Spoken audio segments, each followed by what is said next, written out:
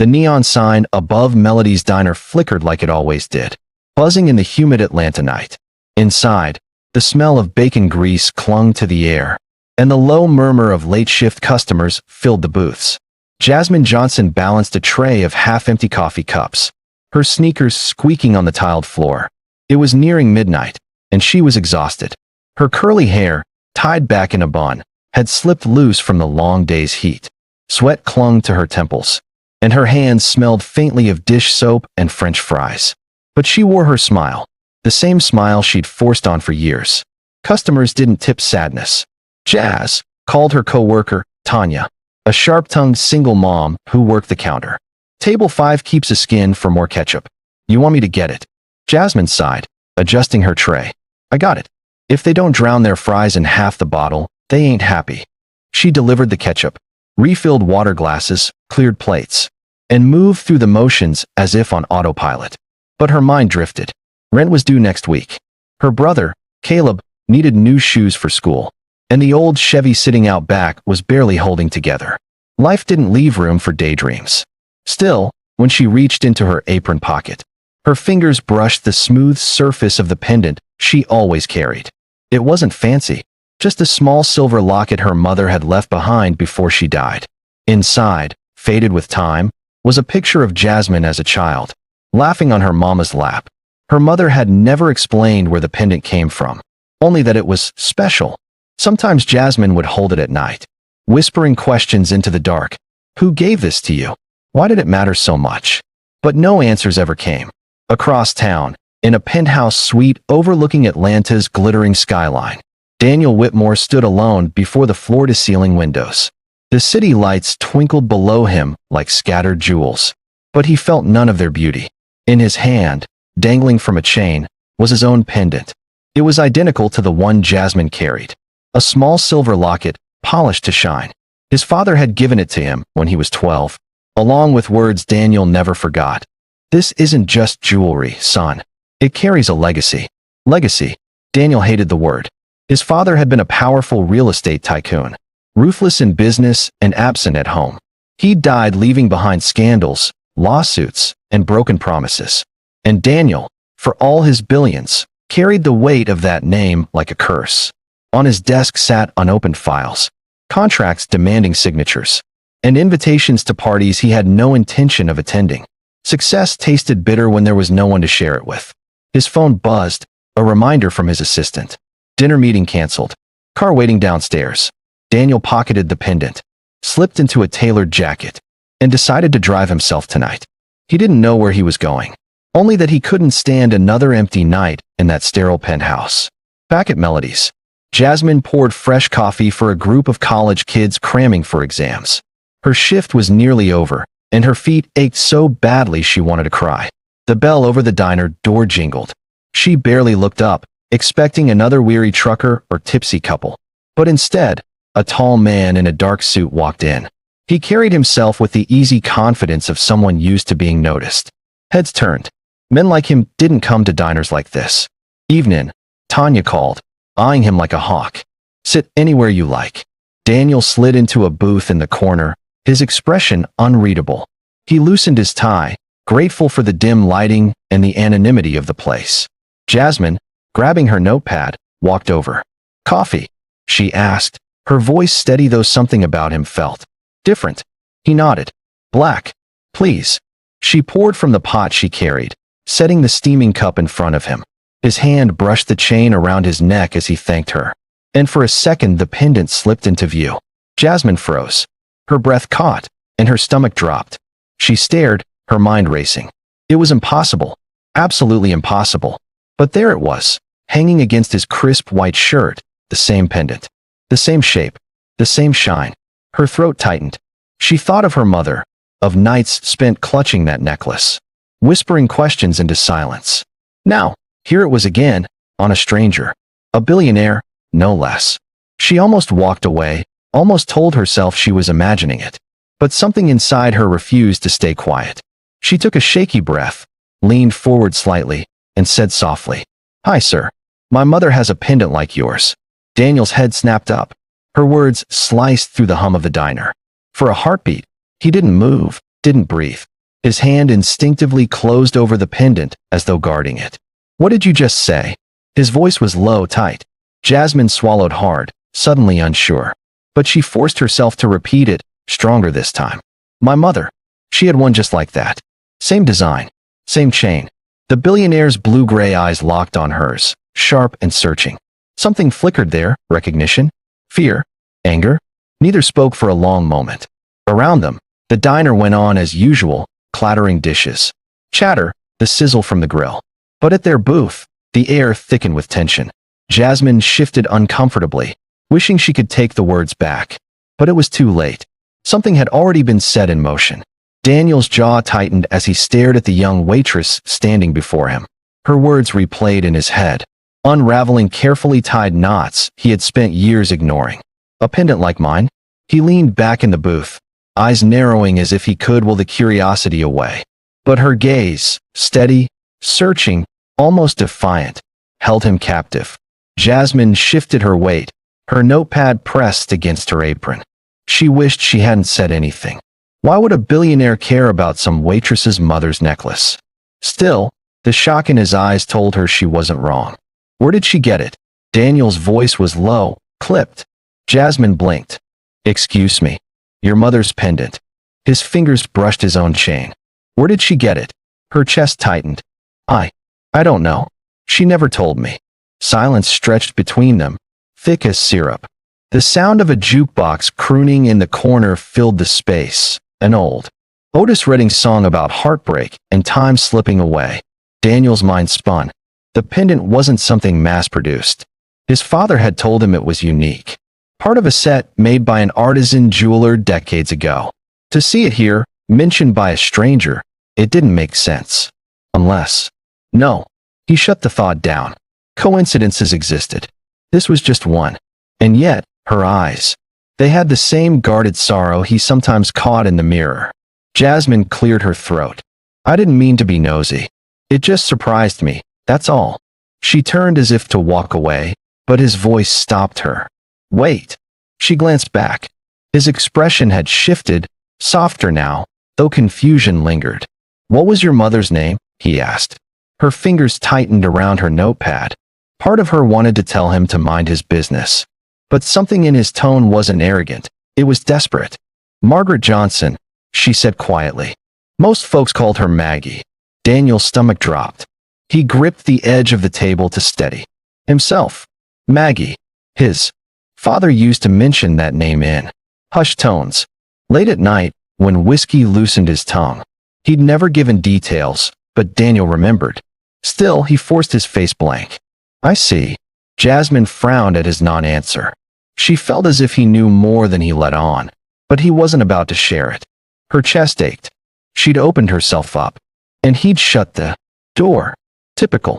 Men with money didn't care about women like her, not really. Enjoy your coffee, sir, she muttered, turning away. Daniel watched her retreat, something twisting in his chest. He could let it go. He should let it go. But for the first time in years, the pendant around his neck felt heavy. Minutes passed. Jasmine delivered food to another table. But she couldn't shake the way his eyes had pierced her. Why did he care? Why did he look at her like she was a puzzle piece he hadn't expected to find? When she came back to his booth to check on him, he surprised her. Do you still have it? Her brow furrowed. Have what? The pendant. Your mother's. Jasmine hesitated, then reached into her apron pocket. Slowly, she drew out the small silver locket, worn with age, and set it gently on the table. The moment Daniel saw it, his breath caught. Identical, down to the tiniest detail. For a long moment, neither of them moved. The hum of conversation faded, the clinking dishes disappeared. It was just the two of them, bound by two pieces of silver that told a story neither yet understood. Daniel reached out, stopping just short of touching it. His voice was almost a whisper. This shouldn't be possible. Jasmine folded her arms, suddenly protective. Well, it is. She wore it every day until she passed. Said it mattered. Her throat tightened, but she forced the words out. It was the only thing she left me. Daniel looked at her then, not at the uniform, not at the tray she carried, but at her. The woman beneath the exhaustion. The daughter holding onto fragments of a past she didn't understand. Something inside him cracked. He wanted to ask more. Needed to. But the words tangled in his throat. He wasn't ready to expose what he feared might be true. Instead, he leaned back, masking the storm inside. Keep it safe. Things like that. They carry weight. Jasmine narrowed her eyes. You're telling me. She snatched the locket back, slipping it into her pocket. The sudden wall between them made her stomach churn. Who was this man, really? And why did she feel as though their lives had just collided in a way she couldn't escape? Daniel paid his bill in cash, leaving a tip far larger than expected. But when Jasmine returned to the table, he was gone. Only the faint scent of expensive cologne lingered. She sank into the booth he'd just vacated, pressing her hand against her apron pocket. The pendant felt heavier than ever, as though it had just woken up after years of silence. She had no idea why the billionaire's necklace matched hers. She only knew one thing for certain. Her life had just changed. And so had his. The next morning, sunlight spilled across the cracked blinds of Jasmine's small apartment. She sat at the tiny kitchen table, sipping coffee from a chipped mug, staring at the pendant on the table in front of her. It had always been a comfort, a connection to her mama. But now it was something else. An anchor dragging her into waters she didn't understand. Her younger brother, Caleb, shuffled in, rubbing sleep from his eyes. Morning, Jazz. You look weird. She snorted softly. Thanks for the compliment. No, I mean. He grabbed a bowl of cereal. You look like you're thinking too hard. She tapped the locket with her finger. Do you remember Mama ever saying where she got this? Caleb shrugged. Nah, just that it was special. What? Jasmine hesitated. She didn't want to pull her brother into this mess. He had enough to worry about. College applications, part-time work. He didn't need to carry her confusion. Nothing, she muttered, sliding the pendant back into her pocket. Forget I asked. But she couldn't forget. Across the city, Daniel sat in his office on the top floor of Whitmore Towers. His assistant droned through a list of meetings, contracts, deadlines. He heard none of it.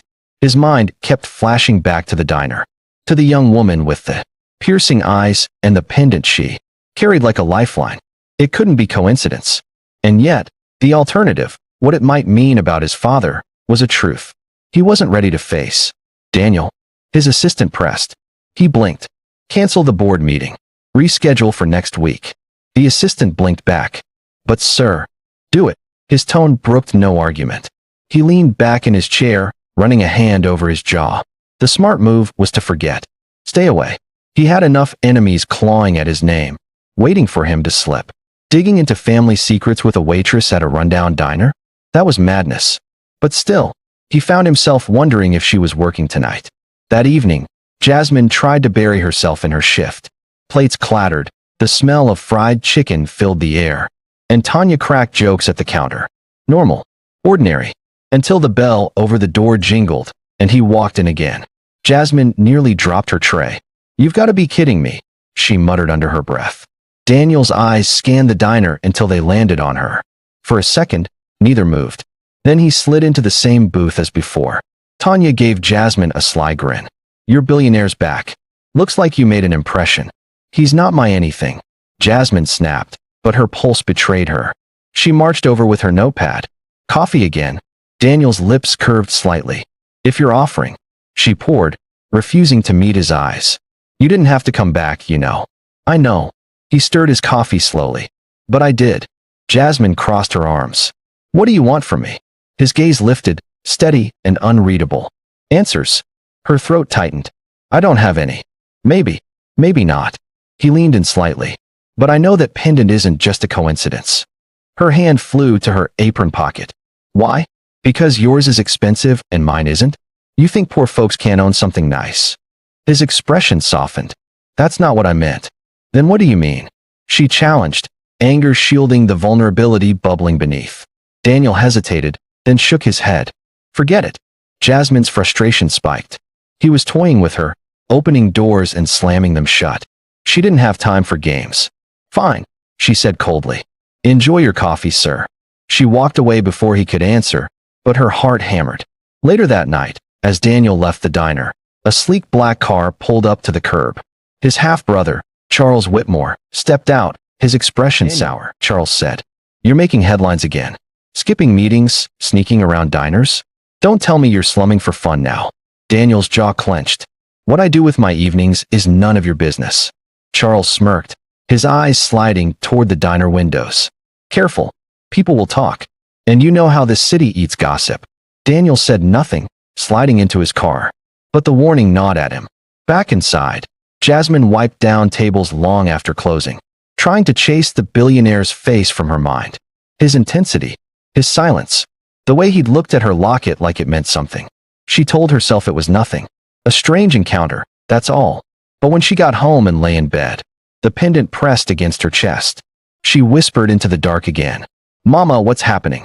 The silence that followed was heavier than ever. The summer heat clung thick over Atlanta, pressing down on the city like a weighted blanket. By mid-afternoon, Jasmine was already drained, balancing 2 shifts back-to-back. After leaving Melody's, she hustled straight to a catering job Tanya had hooked her up with. Big money, fancy clients, the kind of event she usually avoided. But Caleb's school bills weren't going to pay themselves. She tugged at the stiff black and white catering uniform, feeling out of place as she stepped into the marble-floored ballroom of the Whitmore Foundation Gala. Glittering chandeliers lit the room, where Atlanta's wealthiest mingled, their laughter echoing off the high ceilings. She reminded herself, smile, serve, keep your head down. She hadn't realized whose event it was until she spotted him across the room. Daniel. He stood near the stage, polished in a midnight blue suit, exuding that magnetic presence she hated admitting she noticed.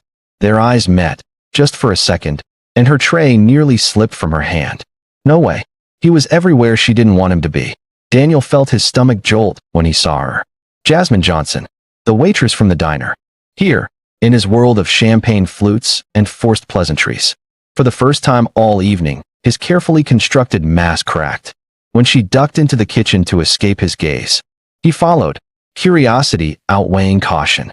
She spun around as the swinging door slammed shut behind him. "What are you doing back here?"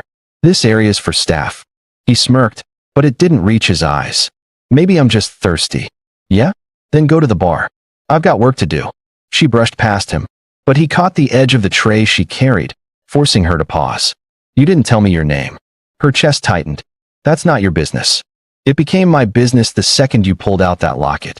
The kitchen noise, sizzling pans, clattering dishes, seemed to fade under the weight of his voice. Jasmine hated how her heart reacted, thumping harder against her ribcage. "Jasmine," she muttered finally. "Jasmine Johnson. Now let me work." He released the tray, his eyes lingering. "Jasmine." He said her name like it belonged on his tongue. She fled back into the ballroom before he could say more. The night wore on. Jasmine carried trays of hors d'oeuvres, weaving between clusters of wealthy guests. She tried to avoid Daniel, but it was impossible. Every time she glanced up, there he was, across the room. At the bar, on the balcony, watching her. She pretended not to notice, until fate intervened. The power flickered once, twice, then went out completely. The ballroom plunged into darkness. Gasps and murmurs rippled through the crowd. Someone bumped into Jasmine, sending her tray clattering to the floor. In the chaos, a hand found hers. Firm. Steady. "Daniel. Stay close," he murmured in her ear, guiding her through the panicked crowd toward an emergency exit. She wanted to pull away, to insist she didn't need his help. But the truth was, his hand anchored her, steady in the uncertainty. Outside, under the humid night sky, they finally stopped. Jasmine pulled free, her chest rising and falling. "You didn't have to do that," she said, though her voice was softer than she meant. Daniel studied her in the dim glow of the streetlights. "I couldn't help it." For a long moment, they stood in silence, the air between them charged. Finally, Jasmine broke it. "Why do you keep showing up in my life? First the diner, now this? What is it you're not telling me?" Daniel's jaw worked, his inner war visible. He wanted to tell her, to confess what he suspected about the pendants, about his father. But fear kept his lips sealed. Instead, he said the one thing he shouldn't. "Maybe I'm just curious about you." Jasmine laughed bitterly. "Curious? Men like you don't get curious about women like me. You don't even live in the same world." He stepped closer, lowering his voice. "Maybe I'm tired of my world." Her breath hitched. She wanted to push him away, to remind herself of every reason she shouldn't fall into this. But instead, for the first time, she saw him not as a billionaire, but as a man. A man who looked just as lost as she often felt. The ballroom lights flickered back to life, snapping her out of the moment. Guests cheered as the party resumed. Jasmine turned quickly, heading back inside before he could see the turmoil in her eyes. Daniel stayed behind for a moment, running a hand over the pendant at his chest. He'd never believed in fate, but standing there in the humid Atlanta night, watching her walk away, he wondered if he'd just been caught in it. The next day, Jasmine sat on the porch of her small apartment, the pendant dangling from her fingers as she rocked slowly in the creaky chair. The air smelled of honeysuckle and car exhaust, a mix only Atlanta could make. She couldn't stop replaying last night, the blackout, Daniel's hand holding hers, his voice steady in the dark. And beneath all of that, the bigger question, what did he know about this necklace? Her phone buzzed. It was Aunt Loretta, her mother's older sister, who lived 2 hours away in Augusta. Jasmine hesitated before answering. "Baby girl," Loretta's warm voice flowed through. "How you holding up?" "I'm fine." Jasmine lied, twirling the locket. "You don't sound fine. You sound like Maggie used to, when something heavy was on her mind." The words caught Jasmine off guard. "Auntie, can I ask you something? Did Mama ever? Did she ever mention where this pendant came from?" The line went quiet for a beat. Too quiet. "Jasmine," Loretta said carefully, "why you askin about that necklace now?" "Because," Jasmine's voice cracked, "I saw someone last night. A man. He is one just like it. Exactly like it." Another pause. Longer this time. When Loretta finally spoke, her voice carried weight. "Your mama never wanted you to know. She said some truths don't bring peace, only pain." Jasmine's grip tightened on the phone. "I need to know anyway." Loretta sighed. "All right. That pendant wasn't just jewelry. Maggie got it when she was young, from a man she loved. A man who couldn't stay." Jasmine's heart raced. "Do you know who he was?" Loretta hesitated, then said softly, "All I know is he wasn't from our side of life. He had money, power, and a family that didn't want him with your mama. That necklace was the only thing he left behind." Jasmine's stomach turned. She whispered, "So you're saying, my father?" Loretta's silence was answer enough. Meanwhile, across the city, Daniel sat in his penthouse study, staring at old photographs spread across his desk. His father, Richard Whitmore, was in every one, tall, commanding, a man who filled rooms and left shadows in his wake. Daniel remembered being 12, the night Richard had given him the pendant. "One day, you'll understand why this matters." But he'd never explained, and Daniel had been too afraid to ask. Now, Jasmine's face haunted him. Her locket was proof his father's secrets had bled beyond their family. He called his family lawyer, Mr. Gaines, an older man who'd known Richard well. "I need to know," Daniel said sharply. "Did my father? Did he have another family? Another child?" Gaines sighed heavily. "Daniel, some stones are better left unturned. Don't give me riddles. Answer me." The lawyer cleared his throat. "Your father had affairs. Many. But there was one woman he spoke of differently. Margaret Johnson. He cared for her. But when his family found out, they forced him to end it." Daniel's chest tightened. "Margaret, Jasmine's mother. Did she have children?" Daniel pressed. "I don't know. He never admitted it. But I wouldn't be surprised." Daniel ended the call, his mind reeling. If Jasmine was connected to his father, what did that make them?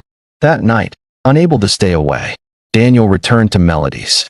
Jasmine spotted him the second he walked in, her pulse leaping against her will. "You again," she said, grabbing a coffee pot. "You must really love cheap coffee." "Not the coffee," he replied, sliding into his usual booth. She rolled her eyes. "Then what? You planning on haunting me until I hand over my locket?" His expression darkened. "I don't want your locket, Jasmine. I want the truth." She froze, the pot hovering midair. "What do you know?" Their eyes locked, heavy with things unsaid. "I know my father had one just like yours," Daniel said quietly. "And I know he once loved a woman named Margaret Johnson." The coffee pot clattered onto the table as her hands shook. "That's my mother's name." The diner noises faded again, like the world was holding its breath. For the first time, Jasmine saw a raw vulnerability in his face. Not the billionaire mask, not the polished charm, just a man chasing ghosts. Her voice was barely a whisper. "Are you telling me your father might be my father too?" Daniel swallowed hard. I don't know, but we have to find out. The night air clung warm and sticky when Jasmine stepped out of the diner after her shift. Daniel was leaning against a sleek black car at the curb. His tie loosened, his eyes shadowed but soft when they landed on her. She sighed, tugging at her apron strings. Do you ever take a hint? Or do billionaires just ignore boundaries for fun? A faint smile tugged at his lips. Depends on the boundary. She shook her head and started walking. To her surprise, he fell into step beside her. Where are you going? He asked. Home. Where else? Unlike you, I don't have a chauffeur waiting to whisk me off to a penthouse. I drove myself tonight, he admitted. Old habits die hard. She raised a brow. What, slumming it? No, he glanced at her, trying to remember what it feels like to be normal. She laughed once, sharp but not unkind. Trust me, you wouldn't last a day in normal. Yet she didn't tell him to leave, and that surprised her more than anything. They ended up sitting on the hood of his car in the diner's parking lot, styrofoam cups of sweet tea between them. For once, Daniel didn't look like the billionaire who owned half the skyline. He looked like a man trying to catch his breath. Tell me about her, he said quietly. Your mother. Jasmine stiffened, then let her shoulders relax. She was everything. Strong, even when she had no reason to be. She worked 3 jobs, but still made me and Caleb feel like we had enough. She wore that pendant every day, like it was armor. Her fingers brushed the locket at her chest. She never told us where it came from, just said it was a reminder. But a reminder of what? She took that secret with her. Daniel listened, really listened. His eyes didn't drift, didn't judge. They softened in a way that made Jasmine feel seen for the first time in a long time. What about you? She asked, surprising herself. Your father. Daniel's jaw tightened. He stared into his cup. He was complicated. To the world, he was untouchable. To me, absent. He gave me this pendant when I was 12, told me it meant legacy. But legacy feels more like a chain than a gift. Jasmine tilted her head, studying him. So you carry guilt that ain't even yours. He looked at her, startled. No one had ever put it that plainly. She smirked. You're not that hard to read, Whitmore. For the first time, he laughed, a real laugh, low and unpolished. It sent a warmth curling in her chest she hadn't expected. As the night deepened, their conversation wandered. Childhood memories. Caleb's basketball dreams. The pressure of being a Whitmore. At some point, Daniel told her about sneaking into dive bars in college just to feel invisible. Jasmine told him about singing in her church choir, how music was her escape. You sing? His eyes lit up. Don't get excited, she teased. I'm no Beyoncé. Just gospel and old soul songs Mama taught me. Sing something now. Her eyes widened. Are you crazy? No. Please. The way he said it wasn't playful. It was almost pleading. Jasmine rolled her eyes, but when she saw how serious he looked, she sighed. Then softly, under her breath, she hummed a line of an old hymn her mama used to sing while cooking. Daniel closed his eyes, letting the melody wrap around him like something fragile and holy. When she stopped, embarrassed, he opened his eyes. That was beautiful. Heat rushed to her cheeks. Don't start. I mean it. The silence that followed wasn't uncomfortable. It was charged, full of things neither dared to say. Finally, Jasmine slid off the hood of the car. I should get home. Caleb's probably raiding the fridge again. Daniel stood too. For a moment, he wanted to offer her a ride, but he sensed she wouldn't accept. Instead, he said, Thank you. For what? She asked. For letting me in. Even just a little. Her heart twisted. She gave a small nod and turned away, clutching her pendant. As she walked into the night, Daniel watched her go, realizing for the first time in years that he felt lighter. Not because the truth was solved, but because, with her, the truth didn't feel as heavy. The following week blurred for Jasmine. Work, bills, Caleb's practices. All of it felt heavier with the weight of the pendants. Secret pressing against her chest. She wanted answers. But more than that, she wanted distance. From Daniel. From the way he made her feel seen. But fate wasn't giving her distance. One evening, Melody's was busier than usual. the hum of chatter filling every booth. Jasmine balanced a tray of drinks when the door chimed. She froze. Daniel. Again. He wasn't alone this time. A tall, elegant woman in a cream suit walked beside him. Her manicured hand hooked casually into his arm. She looked every bit the society darling, polished, poised, belonging to his world. Jasmine's stomach dropped. She slammed the tray down on the counter harder than intended. Tanya raised a brow. What's wrong with you? Nothing, Jasmine muttered, forcing herself to keep working.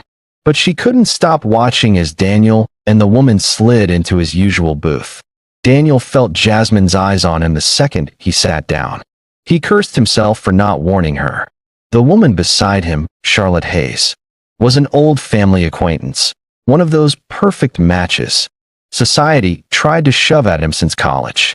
Tonight, she was here because the Whitmore Foundation was negotiating a merger with her family's firm. It was business, only business.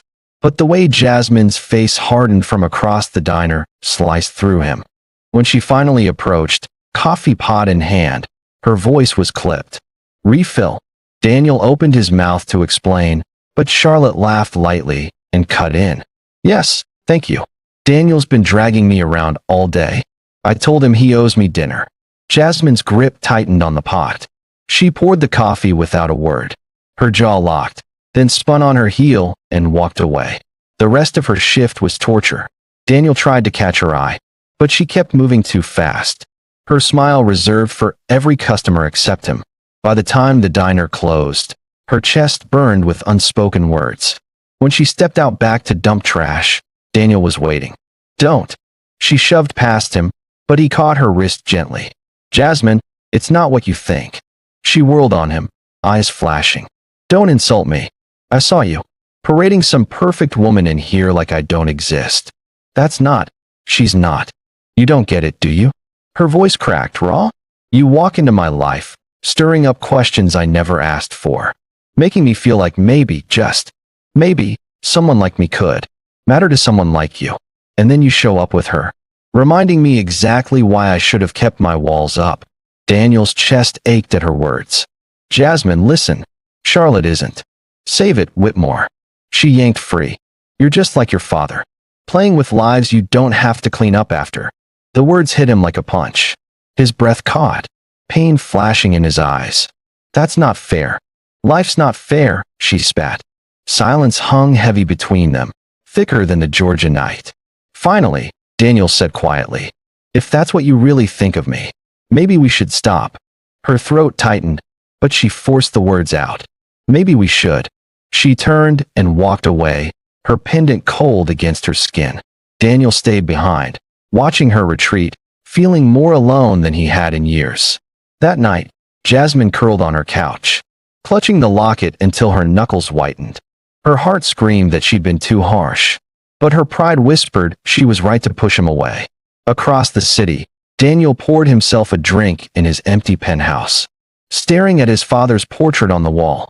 Jasmine's accusation echoed in his head. You're just like your father. And for the first time, he feared it might be true. The days after their fight stretched long and bitter. At Melody's, Jasmine moved through her shifts on autopilot. Her smile pasted on, but her heart hollow. Tanya noticed, of course. You've been breaking plates. Girl, Tanya said one slow morning, wiping down the counter. And not just the diners. Your own heart too. Jasmine bristled. I'm fine. No, you're not. You've been carrying that pendant like it's a stone around your neck. Jasmine's hand flew instinctively to the locket. It's not about him. Tanya gave her a look. You sure? Jasmine sighed, sinking onto a stool. He showed up with someone else, Tanya.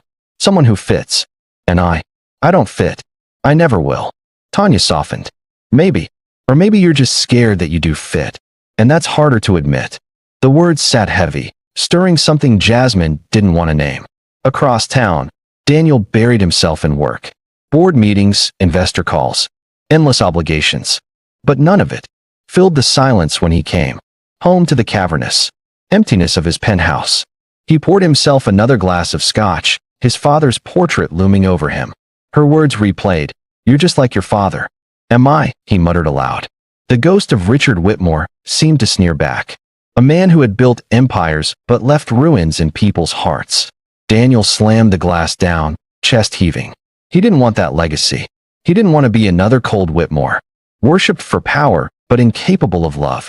And yet, hadn't he already lost the one woman who made him feel human? That night, Jasmine dreamt of her mother.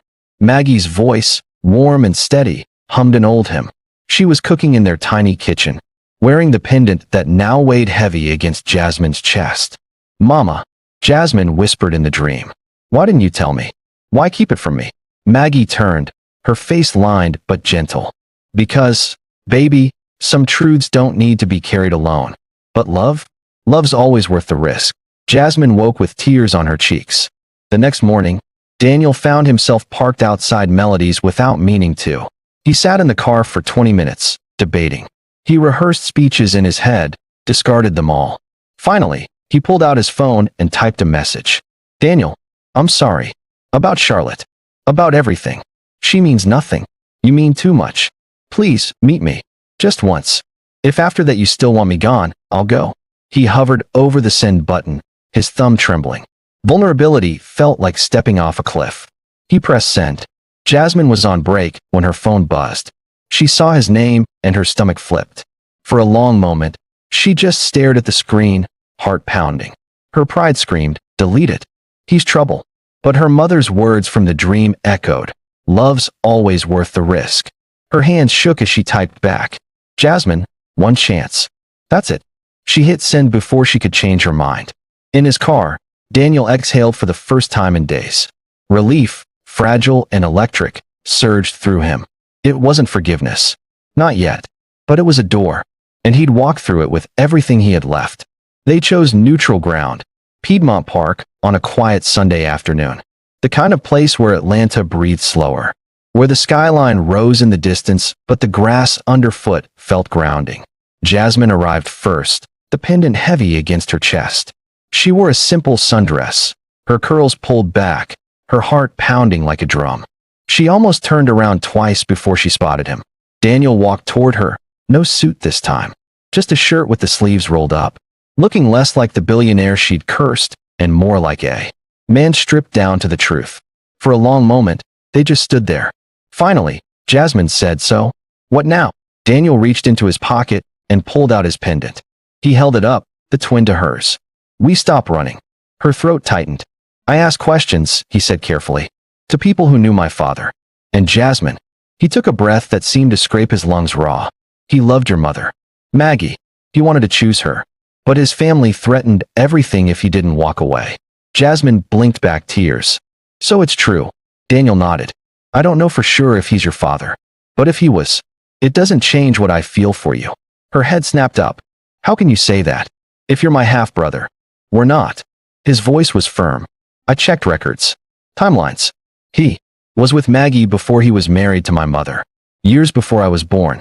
If you are his daughter, you're older than me. We're not siblings. We're..." His voice cracked.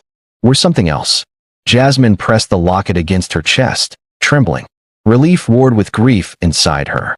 "But don't you see?" She whispered. "This still ruins everything. You're a Whitmore. I'm a Johnson. Two sides of a story that never should have crossed." Daniel stepped closer, eyes blazing. "I don't care about sides. I care about you. You've made me feel more human in weeks than I have in years.